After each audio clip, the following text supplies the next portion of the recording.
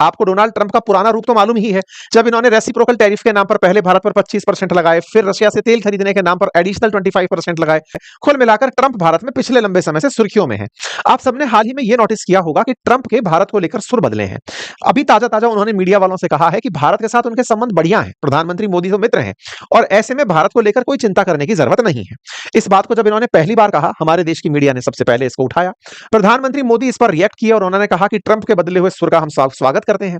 इसके बाद दोनों के बीच में फिर ट्विटर चलने लगा।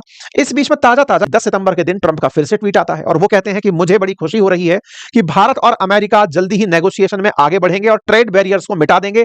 हम दोनों आपस में बातचीत करने के लिए एक अच्छे मित्र की तरह आगे बढ़ रहे हैं और हम जल्दी ही सक्सेसफुल कंक्लूजन की तरफ बढ़ेंगे। यानी आज की स्थिति से यह लगता है कि ट्रंप और प्रधानमंत्री मोदी फिर से नजदीक आने जा रहे हैं और भारत और अमेरिका के बीच में हो सकता है कि ट्रेड बैरियर्स में कमी आ जाए, हो सकता है कि टैरिफ के अंदर कमी आ जाए। इस बात के साथ ही जैसे ही ट्रंप का यह ट्वीट आता है, भारत की तरफ से प्रधानमंत्री मोदी इन्हीं को फिर से रिप्लाई कर देते हैं।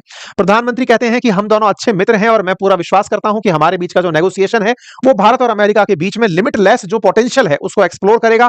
हमारी टीम लगातार काम कर रही है, हम मिलकर आगे काम करने को तैयार हैं। प्रधानमंत्री जैसे ही इस ट्वीट को करते हैं, ये भाई साहब उस ट्वीट को उठाकर खुद के ट्रुथ पर ले जाते हैं कि देखो प्रधानमंत्री ने ऐसे ट्वीट किया है। कुल मिलाकर दोनों के बीच में फिर से केमिस्ट्री बनती दिख रही है।